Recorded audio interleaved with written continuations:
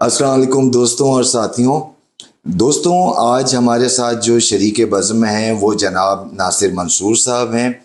नासिर साहब बहुत शुक्रिया हमें टाइम देने का।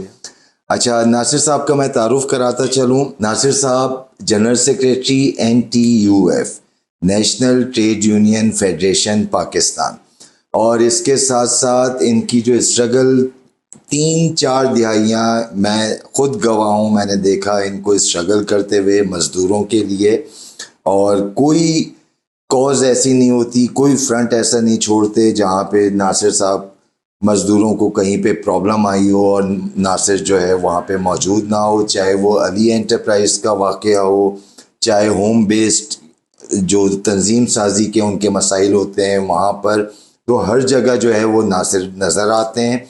तो और यहाँ पे ये भी बताता चलूँ, इस पे भी आगे बात होगी, गो के नासिर साहब से ताल्लुक़ मेरा तारुफ 3 दिहाइयों पे जो है वो मुहीत है, मगर कभी भी इत्तेफाक ऐसा नहीं हुआ कि हमने एक ऑर्गेनाइजेशन के अंदर जो है वो काम किया हो। इसकी भी वजूहात हैं, मुख्तलिफ लेफ़्ट के पॉकेट्स, मुख्तलिफ धड़ों में जो है वो बटा हुआ होना, पीछे की दिहाइयों की मैं बात कर रहा हूँ, इसके ऊपर भी हम बात करेंगे। तो नासिर एक दफ़ा फिर आपका बहुत शुक्रिया, और हम बात का सिलसिला इस तरह आगे बढ़ाते हैं कि आप मुझे बताइए कि नासिर मंसूर ट्रेड यूनियनिस्ट कैसे बन गया। तो पहले तो मैं बहुत शुक्रिया आप आए कॉमरेड। मुझे बहुत खुशी हुई है इस बात की कि मैं अक्सर ये सोच रहा हूँ, क्योंकि मेरे जहन में है कि मैं जो लेबर मूवमेंट और जो लेफ़्ट की मूवमेंट है उसके ऊपर काम करूँ, और जो ज़िंदा हमारे लोग हैं उनको कहीं से मैं ढूंढ निकालूं, ताकि उनका जो है टेस्टिमोनी, उनको जो है अपनी हिस्ट्री का वो अपना प्रोस्पेक्टिव दें। तो मेरा बहुत सारा काम आपने आसान किया। आप ये जो काम कर रहे हैं ना, बहुत सारे दोस्त यहाँ काम कर रहे हैं, अभी अब थोड़ी देर पहले आपने कहा था मुख्तलिफ एंगल से काम कर रहे हैं। ये बहुत बड़ा काम है कि आप रिकॉर्ड कर रहे हैं, ये लोगों तक पहुंच सकता है या नहीं पहुंच सकता, लेकिन एक ही रेफरेंस बनेगा आइंदा के लिए। ये बहुत बड़ा आप काम कर रहे हैं। मंसूर, यहाँ पे ये भी मैं आपको बताता चलूँ, ये आपका इंटरव्यू मंशूर में भी छपेगा और ये पॉडकास्ट तो आप देख ही रहे हैं। तो ये बहुत सारे लोगों के लिए जो लेबर और लेफ्ट की मूवमेंट पे काम कर रहे हैं, उनके लिए ये एक किस्म से रेफरेंस बनेगा। बहुत शुक्रिया जी भाई। यार मैं ट्रेड यूनियन में तो आ गया हूँ, लेकिन बुनियादी तौर पे तो मैं लेफ्ट की पॉलिटिक्स के साथ था। 78 के बहुत शुरुआत में मैं सोशलिस्ट पार्टी के साथ शामिल हुआ, सांगड़ से। आपका ताल्लुक सांगड़ से? मेरा सांगड़ से ताल्लुक है। मेरे फैमिली, मेरे 4 फादर्स जो हैं, और प्री पार्टीशन जो है सांगड़ आके शिफ्ट हुए थे। सो मेरे फादर जो है हैदराबाद दक्कन से हैं। अच्छा। और लेकिन ये कि मेरे परदादा और वो जो है पंजाब के एरिया से शिफ्ट हुए थे हैदराबाद। तो फिर हम वहाँ से काम के सिलसिले में वो यहाँ आए, तो फिर यहीं हम बस गए। तो मैं तो बाय बर्थ अब सिंधी हूँ, तो बल्कि कराची वाले हो? कराची भी हूँ मैं 78 से, तो मैं कराची में हूँ और सांगड़ में मैं पैदा हुआ हूँ। तो लेफ्ट की मूवमेंट के साथ स्टूडेंट मूवमेंट में मैं शामिल रहा। सोशल स्टूडेंट ऑर्गेनाइजेशन बनाई थी, CR असलम, आबिद हसन मंटो, अनीस हाशमी, ये सब लोग थे। तो मैं उसका जनरल सेक्रेटरी भी रहा। उसके बाद फिर हमने उसको प्रोग्रेसिव स्टूडेंट ऑर्गेनाइजेशन बनाया, मैं उसका पहला प्रेसिडेंट रहा हूँ। और पार्टी के साथ फिर मैं काम करता रहा, और पार्टी के ही ज़रिए मैं फेडरेशन जो थी हमारी, पाकिस्तान ट्रेड यूनियन फेडरेशन, जिसको लीड कनीस फातिमा साहिबा करती थी, हम उनके साथ काम करते रहे, और उससे एक ताल्लुक़ बनता गया। और 1997 में रिफ्ट हुआ हमारी फेडरेशन के दौरान। वो ऊपर पार्टी में हुआ, पार्टी 2 CR साहब और आबिद हसन मंटो वो अलग हो गए। तो हम CR असलम, हम अनीस हाशमी, आबिद हसन मंटो और हम लोग जो थे, जो सिंध का पूरा चैप्टर था पार्टी का, वो मंटो साहब के साथ चला गया। तो हम उसमें थे। और वो फेडरेशन का भी फिर नीचे बाद में वो रिफ्ट हुआ, तो तकरीबन 95% जो फेडरेशन दी थी वो सलीम रज़ा के साथ चली गई, और वो नेशनल ट्रेड यूनियन फेडरेशन के नाम से उन्होंने शुरू किया। तो मैं फिर फेडरेशन के साथ काम करता रहा। मैं पहले उसका एजुकेशन सेक्रेटरी था, रिसर्च सेक्रेटरी हुआ, तो आहिस्ता आहिस्ता उनके साथ। आपका भी कहाँ पे ऑफिस था? जो पुराना ऑफिस? पुराना हमारा एक तो जो हमारा पाकिस्तान ट्रेड यूनियन फेडरेशन का ऑफिस था वो गुजर नाला पे था जी। उसके बाद फिर नाज़माबाद में हुआ, सलीम रज़ा साहब का बरूचा बिल्डिंग के अंदर, वहाँ हम काम करते रहे। सलीम रज़ा की वफ़ात के बाद फिर हमने میں ڈپٹی جنرل سیکریٹری بنا, پھر اس کے بعد میں جنرل سیکریٹری بنا. تو یہ ہے 4 دہائیوں پہ محیط جو ہے بنیادی طور پہ تو لیفٹ کی پالیٹکس ہے, ہم وہ ہیں, اس حوالے سے میرا سارا کام ہے. لیکن یہ کہ کیونکہ ایک قسم سے دھکیل دیے گئے, اب ٹریڈ یونین کر رہے ہیں, بنیادی طور پہ میں ٹریڈ یونین سے تھا نہیں. میرا پہلا ایکسپیرینس جو ٹریڈ یونین کے ساتھ ہوا وہ تھا شپ یارڈ کے اندر. میں میرین انجینئرنگ کر رہا تھا, تو میں وہاں پہ, تو آپ بائی پروفیشن؟ میں انجینئر ہوں, میرین انجینئر ہوں. تو میں نے آئی آر میں کیا ہوا ہے, ماسٹرز بھی کیا ہوا ہے. تو میں وہاں پہ میرین انجینئرس کے لیے سختی نہیں تھی. تو جب ان کی اسٹرائک ہوئی ورکرز کی, تو میں ان کے پمفلٹ لے کے اندر میں جاتا تھا. صحیح.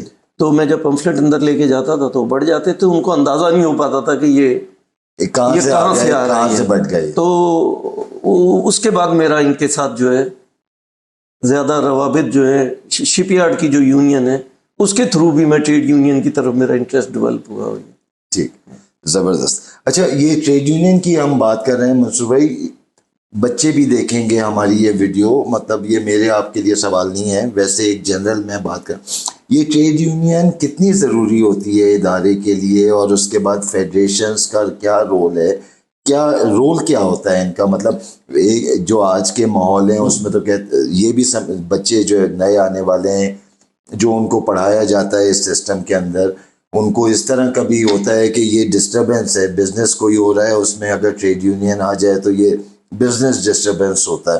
تو اس کے بارے میں آپ کا کیا موقف ہوتا ہے, ہمارا کیا پرسپیکٹیو ہوتا ہے؟ تو انسانی تاریخ میں جو پوری ہسٹری ہے لیبر مزدوروں کی جدوجہد کی, وہ تو یہ ہے کہ جو کیپٹلزم ہے وہ کسی بھی سسٹم کے اندر نہیں آنا چاہتا. وہ چاہتا ہے بغیر قانون, بغیر اس کے جو ہے ساری چیزیں جو اوپن ہونی چاہیے. تو کہیں نہ کہیں ریگولیٹ کرتی ہے, مطلب ریگولیٹ کرتی ہے. وہ کہتا ہے ریگولیٹ نہیں ہونی چاہیے, مزدور کہتا ہے ریگولیٹ ہونی چاہیے. ریگولیٹ کا مطلب صرف یہ ہے کہ بھئی آپ کا ٹائم طے ہونا چاہیے, کتنا ٹائم آپ نے کام کرنا ہے. صحیح. آپ کا جو ہے ویجز جو ہیں وہ طے ہونی چاہیے, آپ کا اوور ٹائم طے ہونا چاہیے, آپ نے کتنی چھٹیاں کرنی ہیں وہ طے ہونا چاہیے, آپ کا بونس طے ہونا چاہیے. اور یہ سارا جو ہے دنیا میں جتنے بھی ابھی تک لاز بنے ہیں ان میں سب سے ڈیموکریٹک لاز جو ہیں far as a bourgeois society وہ جو ہے لیبر لاز ہے. اس لیے کہ یہ لیبر لاز جو ہے ٹرائی پارٹائٹ میکنزم کے تحت بنتے ہیں. یہ کیا ہوتا چاہے ہے؟ انٹرنیشنل ہو چاہے لوکل, جس کو سیفریقی کہتے ہیں. ایک طرف گورنمنٹ ہوتی ہے, صحیح, ایک طرف مالکان کے نمائندے ہوتے ہیں, ایک طرف ورکرز کے نمائندے ہوتے ہیں. یہ تینوں بیٹھ کے بات کرتے ہیں. ہم جو کہہ رہے ہوتے ہیں کہ بھئی یہ تو آپ پراپرٹی کو سوشلائز کر دیں, ایک ہمارا نقطہ نظر ہے.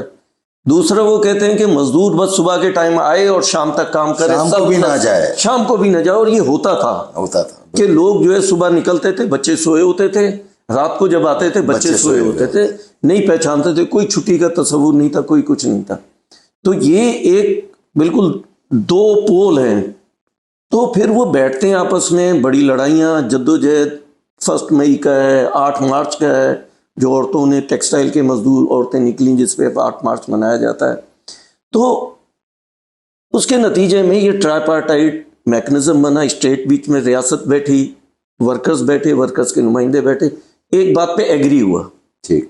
اس ایگریمنٹ کے تحت جو ہے ورکرز کو یہ رائٹ ہوا کہ جو اگر مالکان اپنی تنظیمیں بنا سکتے ہیں تو ورکرز بھی بنا سکتے ہیں. دیکھیں آپ چیمبر آف کامرس ہے, بالکل ہے, ٹیکسٹائل کی ہے, ایپٹما ہے, صحیح, دنیا میں اور بڑی بڑی فیڈریشن کے مسائل آتے ہیں تو وہ کرتے ہیں, گورنمنٹ کے پاس جاتے ہیں. تو ورکرز کو بھی اسی طرح رائٹ ہے. یہ یو این او کا جو ادارہ آئی ایل او کنوین, اس کے تحت بھی ہے.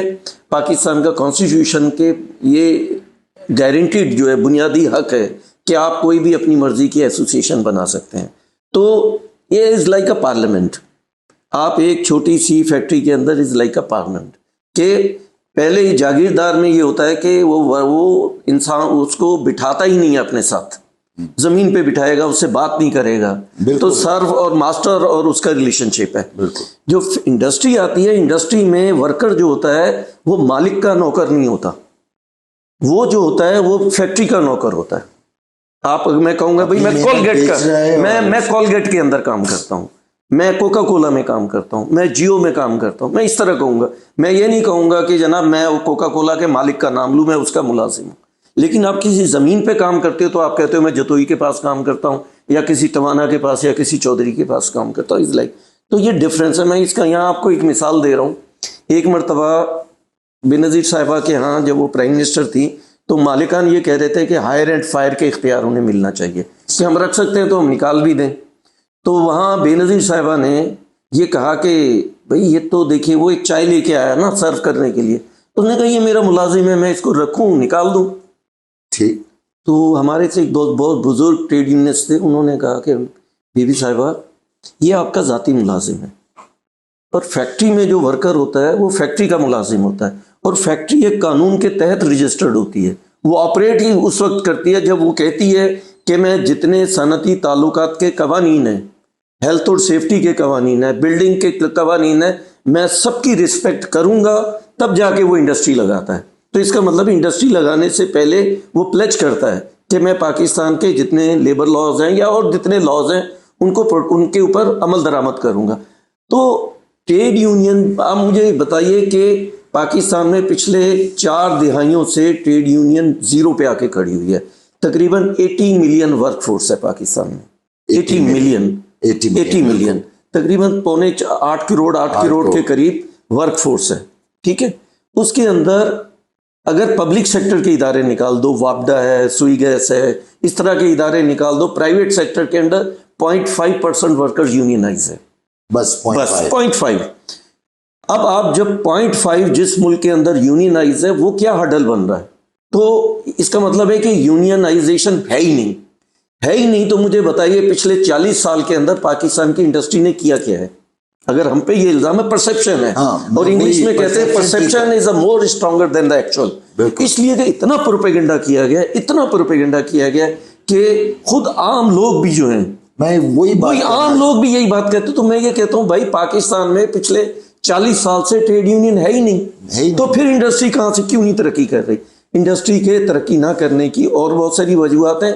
ایک وجہ یہ بھی ہے کہ اگر آپ, میں ایز اے کمیونسٹ یا ایز اے انقلابی ابھی بات نہیں کر رہا, میں ود ان سسٹم بات یہ کر رہا ہوں کہ بھائی اگر ایک مزدور جو ہے ایمنسیپیٹڈ نہیں ہوگا, ایک مزدور جو ہے وہ خوشحال نہیں ہوگا, وہ پروڈکٹیوٹی بھی نہیں کر سکتا. ایسی فیکٹریاں, ایسے کارخانے جہاں پہ ورکرز پروٹیکٹڈ ہے, اس کو خوف نہیں ہے کہ مجھے جاب سے نکال دیا جائے گا, یونینائز ہے, وہاں کی پروڈکشن بہت اچھی ہے. میں ایسی فیکٹریوں, بہت بڑی فیکٹریوں کا آپ کو بتا سکتا ہوں, میں نام بھی لے سکتا ہوں کہ وہ یورپ کے ایٹ پار ہیں. میں ابھی نام لیتا ہوں, کوہ نور ٹیکسٹائل ہے, بالکل ہے. آپ چلے جائیں پنڈی میں, ان کے 7 یا 8 یونٹ ہیں, 40 سال سے وہاں یونین ہے. تمام ورکرز کو 7,500 جو پنڈی میں وہ فیکٹری ہے, 7,500 ورکر وہ ہیں سوشل سیکیورٹی سے رجسٹرڈ ہیں, EOBI سے رجسٹرڈ ہے. تمام لوگوں کو ایک بہت بڑا پورا سیکٹر ہے, جیسے اسلام آباد کے سیکٹر ہے, ایک پورے سیکٹر میں کوہ نور ہے. اس میں تمام لوگوں کو گھر دیے ہوئے, اندر اسکول ہے, اندر کالج ہے, یہ لیبر کو اندر ہی دیا. ایون یہ کہ مینیجنگ ڈائریکٹر سب اندر ہی رہتے ہیں, اندر ہی کھیل کے میدان ہیں, اندر ہی مارکیٹس ہیں, اور وہ ان کا بزنس بھی نہیں خراب ہوا, انہیں کوئی مسئلہ نہیں. اس کا مطلب یہ ہے کہ آپ لوگوں کو کام کرنے دیں, آپ لوگوں کو ڈیموکریٹک رائٹ دیں. دیکھیں ہر آدمی, ہر کوئی جا کے جیسے جاگیردار کے ساتھ اکیلے آدمی جا کے بات کرے گا.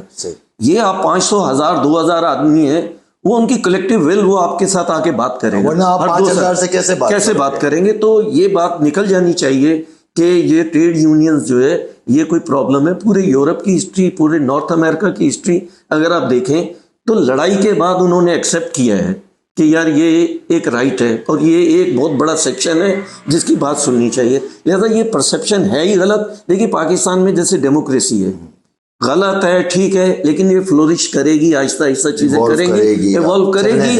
تو از لائک اے پارلیمنٹ ہے کہ آپ پارلیمنٹ کو ہٹا دو تو پھر اس سے برا ہے, بہت برا ہے. اچھا یہاں پہ ابھی آپ کی بات سے ہی بات نکلی, EOBI کا آپ نے ذکر کیا. EOBI کے اندر نہ صرف اسکیم بھی سنتے رہتے ہیں, مطلب خبریں آتی رہتی ہیں اخبار کے اندر اور چیزیں کہ یہ فراڈ ہو گیا, یہ ہو گیا, وہ ہو گیا. سارا لیبر کا جو جمع پونجی آپ کہو گے یا ان کی پینشن کے جو معاملات ہیں وہ سب ڈیپینڈ کرتے ہیں EOBI کے اوپر, جو مطلب ملٹی نیشنل نہیں ہے, میں لوکل کی بات کر رہا ہوں. تو کوئی ادھر تو خطرہ نہیں آ رہا ہے کہ اگر وہاں پہ فراڈ ہو گئے تو ہاتھ اٹھا دیں گے کہ نہیں بھائی ہے ہی نہیں؟ بالکل خطرہ ہے. اچھا بالکل خطرہ یہ ہے کہ پچھلے ادوار میں انہوں نے کیا کیا, بہت پیسہ سب سے بڑا انسٹیٹیوشن ہے وہ. بالکل تقریباً وہ خود کہتے ہیں کہ اس کے اندر تقریباً 8 ملین ورکرز جو ہے رجسٹرڈ ہے. بالکل ٹھیک ہے, 8 ملین کا مطلب یہ ہے کہ 6% ورکر کا وہ کنٹریبیوشن جاتا ہے بالکل منیمم ویج کا, تو وہ تقریباً 1500 روپے پر منتھ ہے, ہیوج اماؤنٹ. تو انہوں نے کیا کیا, ایک بڑا اسکیم یہ ہے کہ انہوں نے ورکرز کے پیسے, یہ گورنمنٹ کے پیسے نہیں ہیں, سب سے پہلے ورکرز اور امپلائر پے کرتا ہے, ورکرز کے لیے کرتا ہے, وہ پیسے لے کے انہوں نے ریئل اسٹیٹ میں انویسٹ کر دیے. اسٹاک میں بھی بڑا اسٹاک میں ریئل اسٹیٹ میں انہوں نے, مطلب ایک زمین ہے وہ 5 کروڑ کی ہے, اس کو 5 ارب دکھا کے وہ بیچ دیا. اچھا اب صورتحال یہ ہوئی ہے کہ وہ سارا ایک پورا 20 سال گزر گئے, اب وہ پراپرٹیوں کی قیمتیں چڑھ گئی ہیں. صحیح. کورٹ میں کیس ہے, کورٹ میں یہ کیس ہے کہ بھئی آپ نے سستی خریدی ہیں. اب مالکان آ کے کہتے ہیں اچھا بھئی یہ اگر فراڈ تھا, یہ تھا, ہمیں وہ جو پیسے ہمیں دیے تھے ہم آپ کو وہ آپ زمین ہمیں دے دیں. صحیح ہے. اور وہ پیسے لے لیں. اب وہ زمینوں کی قیمتیں چڑھ گئی ہیں, تو کسی حد تک یہ بچت ہوئی ہے. لیکن مسئلہ یہ ہے کہ اس میں جب تک ٹرو ریپرزنٹیشن نہیں ہوگی, گورننگ باڈیز کے اندر جو ہے ٹرو ریپرزنٹیشن نہیں ہوگی, یہ ادارہ جو ہے یہ خرابی کی طرف چلا جائے گا. اور اس کے اندر بہت بہتری کی گنجائش موجود ہے, بہتری ہو سکتی ہے. جیسے ہم ڈیمانڈ کر رہے ہیں کہ یار ایک آدمی جس نے اپنے 15-16 سال دے دیے ہیں اور وہ 60 سال کا ہو گیا ہے, کسی کام کے قابل نہیں رہا, تو کم از کم اس کو اتنا پیسے ملنے چاہیے کہ وہ زندگی اپنی جو ہے سکون سے گزار سکے. تو ہم یہ کہہ رہے ہیں کہ جو پینشن ہے وہ منیمم ویج کے برابر ہونی چاہیے, تاکہ یہ کہ بڑھاپے میں ان کی زندگی بہتر انداز سے گزر سکے. اچھا ناصر, ایک اور بات میں کرنا چاہوں گا, آپ یہاں پہ موجود ہو تو میں گراؤنڈ روٹ کی میں بات کر رہا ہوں کہ کبھی کبھی یہ تانے سننے کو مل جاتے ہیں نا کہ اگر آپ نکل کے لیبر کی بات کر رہے ہو یا لیبر لیڈرز کی بات کر رہے ہو تو یہ تانے سننے کو مل جاتے ہیں کہ بھائی پیسہ کھا رہے ہیں. بڑے لیبر لیڈرز بھی جو ہے لینڈ کروزرز پہ پھر رہے ہیں, آپ تو سوسائٹیز اپنے نام کر لیتے ہو, تو اس یا 5 اسٹارز میں جا کے سیمینارز کر رہے ہوتے ہو, تو اس کو کس طرح آپ ڈیفینڈ کرو گے؟ دیکھیے دونوں وہ خود جو کریں وہ تو کریں, مگر لیکن وہ ٹھیک ہے. میں یہ کہہ رہا ہوں دیکھیں جہاں تو دھواں نکلتا ہے وہاں کچھ نہ کچھ ہوتا ضرور ہے. صحیح, ایمانداری یہ ہوتا بھی ہے, مطلب یہ ہوتا بھی ہے, لیکن یہ کہ آؤٹ آف دی پرپورشن اس کو وہ کیا جاتا ہے. مطلب 100 لوگ ہیں, مجھے آپ بات بتاؤ یار, مرزا ابراہیم ہیں اور اس طرح کے بہت سارے, طفیل عباس صاحب ہیں یا اور بہت سارے لوگ ہیں, مطلب ان کی زندگی معروف معنوں میں انہوں نے کیا کر لیا یار, گھر تک نہیں تھا میں کیا کر لیا انہوں نے یار. بہت سارے لوگ ہیں, سیار اسلم ہے, انیس ہاشمی ہیں, یا یو کال دا نیم, یہاں پہ لال بخش رند ہیں, بہت سارے لوگ تو مطلب وہ ایک سادہ زندگی بھی نہیں گزار پائے. اگر وہ لوگ ہیں, مطلب میں ایک مثال ہے, میں اگر میری انجینئر میں تھا, میں 80s میں مطلب 88 میں میری جو ویج تھی اس وقت جو ہے $800 تھی. سمجھ رہا ہوں. تو ہم لوگ جو ہے اگر چاہتے تو ہم زندگی میں یہ سب کچھ اگر ہم بنا سکتے ہیں, کوشش کر رہے ہیں بنانے کی, تو ہم اپنی زندگیوں کو ٹھیک بھی کر سکتے تھے. تو لیکن کچھ لوگوں نے کیا بھی ہے, ٹرو, لیکن یہ کہ میں کپڑے اٹھاؤں گا تو اپنا پیٹ ننگا ہوتا ہے, لیکن یہ ہے, لیکن یہ کہ اس کو ایکسپوز بھی کیا ہے. ایکسپوز کسی اور نے نہیں کیا, ہم نے خود کیا ہے. ہمارا لیفٹ کا, ہمارے ٹریڈ یونین کا, مزدوروں کا ایک بہت بڑی بات یہ ہے کہ ہمارے اندر جو گند ہوتا ہے ہم اس کو خود اجاگر کرتے ہیں کہ بھئی یہ ہے, اور جو گند تھا وہ صاف بھی ہوا ہے, وہ کیا بھی ہے لوگوں نے.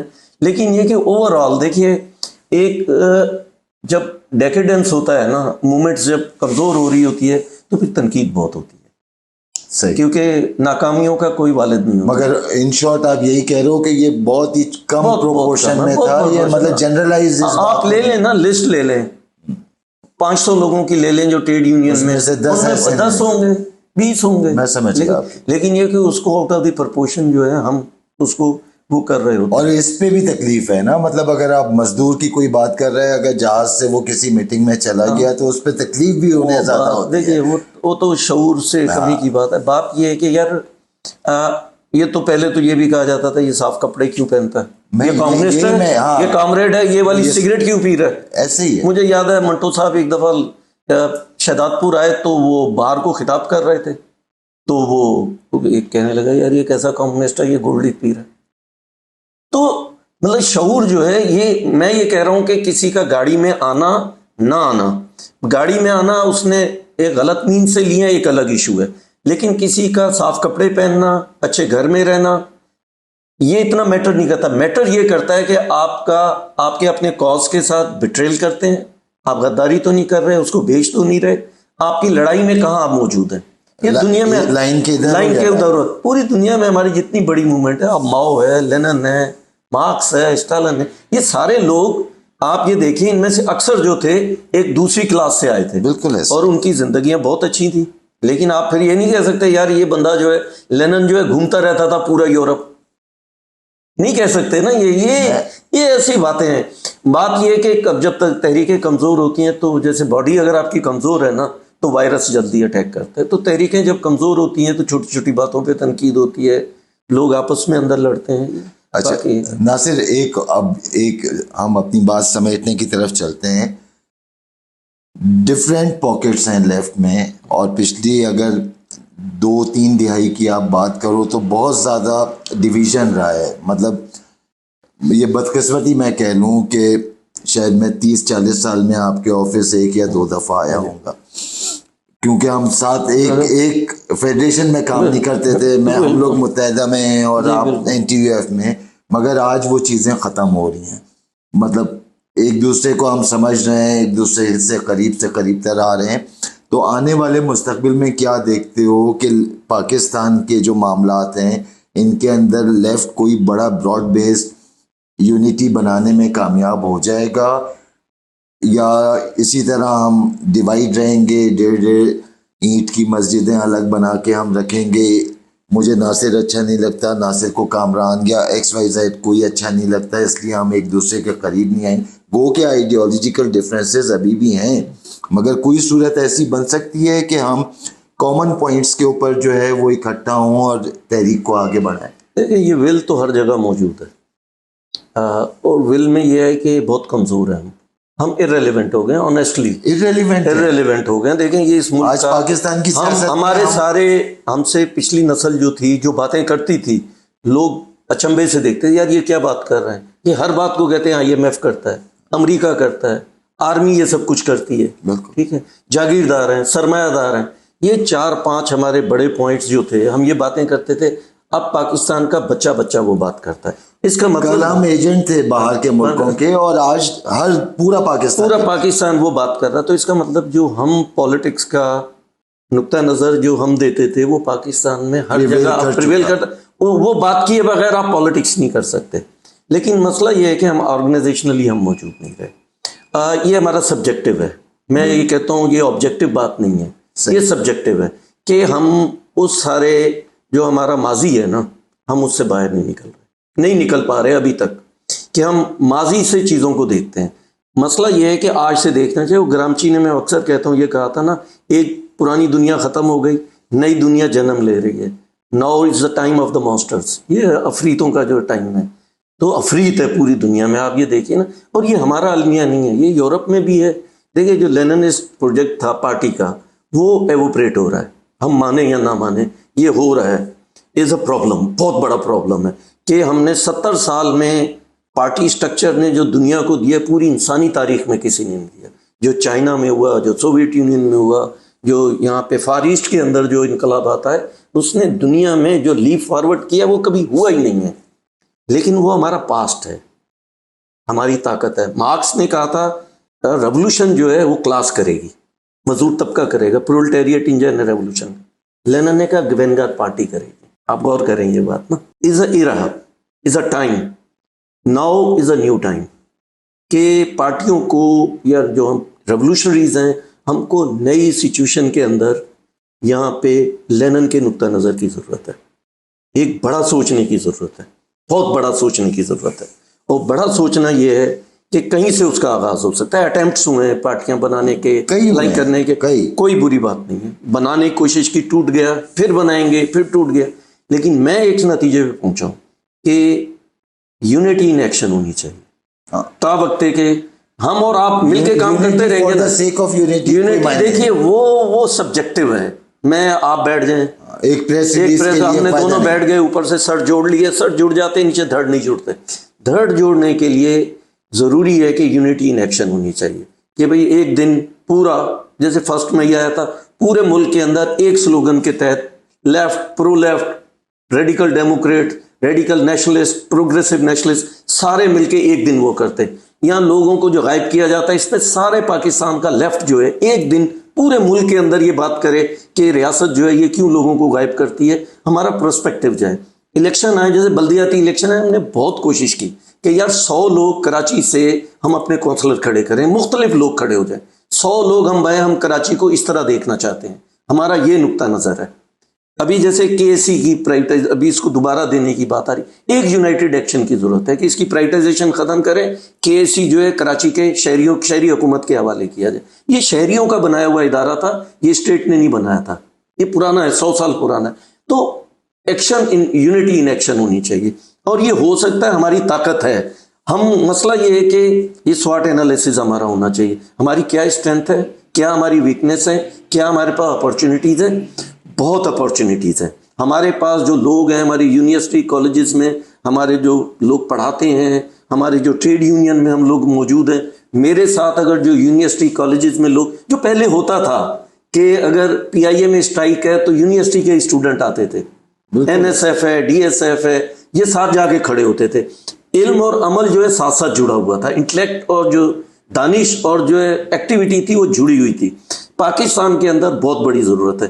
پارٹیاں موجود ہیں لیکن یہ کہ ماس جو ہے الگ کھڑا ہوا ہے, پارٹیاں بالکل الگ کھڑی ہوئی ہیں. اس کو جوڑنے کے لیے لوگوں میں ایک نئی بات یہ آ گئی ہے کہ جوڑنے کی ضرورت ہے. یہ بہت بڑی بات ہے. اور میں جن سے بھی بات کر رہا ہوں, مختلف لوگوں سے, اپنے لیفٹ کے ہی, ہر ایک کا ول یہی ہے کہ ہم مل کے کچھ کر لیں, بس تھوڑا سا پیش رفت کی ضرورت ہوگی. میں آپ کو بتاؤں, میں اس نتیجے پہ پہنچا ہوں کہ یونٹی کی بھی بات کرنی چاہیے, لیکن آپ جن جگہوں پہ آپ کام کرتے ہیں نا, ان جگہ پہ اپنا کام اسٹرینتھن کریں. جب آپ کا کام اسٹرینتھن ہوگا تو دوسرا ایک دوسرے کو ایکسیپٹ کرنے کو تیار ہوگا. ہم ایکسیپٹ اسی وقت کریں گے جب 100% یہ ہو جائے کہ ہاں یار یہ ہے اس جگہ پر. ابھی آپ نے جیسے, میں اگر نام بھی لے لوں, آپ کو کسی نے کہا کہ یار آپ بھی جو ہے سوشلزم پہ بات لکھیں, 5 منٹ کریں, یہ کریں. آپ نے بہت اچھی بات کی, آپ نے کہا یار یہ کام تو تیمور بہت زبردست کر رہا ہے. تو مسئلہ یہ ہے کہ یہ آپ نے جو بات کی از انکریجمنٹ فار می کہ یار ہم نے اپنے دروازے کھول دیے ہیں, کہ یہ ایکسیپٹنس ہے.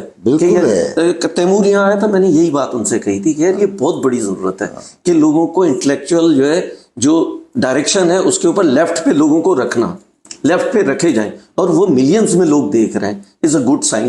بہت سارے لوگ یہاں کام کر رہے ہیں, اسلام آباد میں ہمارے انٹلیکچوئل کام کر رہے ہیں, لاہور میں کر رہے ہیں, کراچی میں ہمارے دوست جو ہیں فیکٹریوں, ادھر جو یونیورسٹی کالجز میں کام کر رہے ہیں. لیکن ان کام کو جوڑنے کی ضرورت ہے کہیں نہ کہیں. اچھا, علی انٹرپرائز کے بارے میں تھوڑا سا مجھے بتاؤ کہ کہیں پہ کچھ پیش رفت ہوئی, کتنا بڑا سانحہ تھا؟ میں دیکھیے, یہ تو المیہ بھی ہے یہ کہ یہ اتنا بڑا پاکستان کی تاریخ کا 9/11 تھا. 9/11 ٹھیک ہے, 260 لوگ جل کے شہید ہو گئے. اس کے 2 ڈائمنشن ہیں. ایک تو یہ کہ ہم بدقسمتی سے اس کو پولیٹیسائز نہیں کر سکے, ہمارے لیفٹ کے دوستوں نے. میں کوئی تنقید نہیں کر رہا, میں خود عوامی ورکرز پارٹی میں تھا, اس کو ٹیک اپ نہیں کیا گیا. اور اس میں نان پولیٹیکل لوگ بھی آ گئے اس میں جنہوں نے یہ کام کیا. لیکن ہم اس کے اندر, ہم نے سب سے پہلا کام یہ کیا کہ بنگلہ دیش میں رانا پلازا ہوا تھا تو ٹریڈ یونین ان کی نمائندگی کر رہی تھی. ہم نے یہاں کیا کہ ان کی تنظیم بنا دی. ٹھیک, ہم نے ہیلپ کیا, ہم نے کہا کہ دے آر دا ریپرزینٹیٹیو, ہم ان کے ساتھ ہیں, یہ کام کیا. دوسرا, ہم نے پاکستان کے اندر کیسز کیے. پہلی دفعہ جو ہے مالکان گرفتار ہوئے, انہوں نے جو کمپنسیشن تھا وہ دیا, گورنمنٹ نے کمپنسیشن دیا. اور جو جرمن کمپنی تھی اس نے کمپنسیشن, ابتدائی کمپنسیشن دیا, وہ تقریباً 2 ملین سے 2.5 ملین پاکستانی روپیز ہر فیملی کو ملا. زخمیوں کو بھی ملا. تمام ورکرز جو تھے ان کی فیملیوں کو سوشل سیکیورٹی EOBI سے رجسٹرڈ ہوئے, ان کو پینشن دونوں جگہ سے مل رہی ہے. یہ تو ہم نے ایک کام کیا. دوسرا, ہم نے یہ کیا کہ یہ جو باہر سے برانڈ آتے ہیں یورپین, جو ہمیں یہ انسانی حقوق اور یہ بورجوا سوسائٹیز آ کے سکھاتے ہیں, یہ جن جگہوں سے مال لیتے ہیں وہاں پہ یہ کیا حالت کرتے ہیں. یہ فیکٹری جو تھی اس کو ایک سوشل آڈیٹنگ کمپنی ہوتی ہیں جو آڈٹ کر کے وہ سرٹیفکیٹ دیتی ہیں. تو رینا ایک کمپنی ہے اٹالین کمپنی, اس نے اس کو رانا علی پرا کہ یہ فیکٹری بالکل سیف اینڈ ساؤنڈ ہے اور انٹرنیشنل اسٹینڈرڈ کے مطابق ہے. اس کے 20 دن بعد یہ حادثہ ہوا. اور یہ فیکٹری جو ہے جرمن برانڈ کے لیے مال بناتی تھی, 85% اس کو سپلائی کرتی تھی. ہم نے جا کے ڈاٹمنٹ, ان کا ہیڈ آفس ہے KIK کا, ہم نے وہاں کیس کیا. یہاں ورکرز گئے ہمارے, وہاں کی ٹریڈ یونین, وہاں کے لیفٹ کے دوستوں نے ہماری ہیلپ کی. ہم نے وہاں جا کے کیس کیا, 4 ہمارے شہدا کی فیملیوں نے. وہ 5 سال تک کیس چلا. آپ یہ سن کے حیران ہوں گے کہ جرمنی میں کوئی لا ہی نہیں تھا کہ اگر ان کی کوئی کمپنی دنیا کے کسی خطے کے اندر جا کے کوئی کرائم کرتی ہے, کرائم کے جو وکٹمز ہیں وہ اس کمپنی کو جرمنی میں جا کے سو کر سکیں. اچھا, ہم کیس ہار گئے, لیکن اس کا اتنا پریشر آیا, امپیکٹ آیا. اور میں جرمن جو ٹریڈ یونین ہے, وہاں کی جو لیفٹ کی تنظیمیں ہیں, ہم ان کے شکر گزار ہیں. انہوں نے اتنا ایشو اٹھایا کہ کمپیل کیا, اس کو پریشرائز کیا جرمن گورنمنٹ نے بھی کہ وہ کمپنی جو تھی وہ ایگریمنٹ پہ تیار ہوئی. ہمارے جو انٹرنیشنل پارٹنر ہیں ٹریڈ یونین میں اور لیبر رائٹس گروپس ہیں, ان کے ساتھ ایگریمنٹ کیا, جس کے نتیجے میں $6.1 ملین جو ہیں وہ پاکستان آئے ہیں. ان ورکرز کے لیے ان کو تا حیات جو ہے 20 سے 15 سے 20 ہزار روپیہ تا حیات, ان سب کے علاوہ جو پاکستان سے مل رہا ہے یہ ان کو ملے گا. اور یہ پہلی دفعہ ILO کے کنونشن جو ہے کمپنسیشن کا 100 سال میں پہلی دفعہ انووک ہوا ہے پریکٹیکلی, یہ ہم نے یہاں پہ کیا. تو یہ ہیوج سکسیس ہے. اور سب سے بڑی بات یہ ہے کہ اس کے نتیجے میں جرمنی میں ڈیبیٹ ہوئی.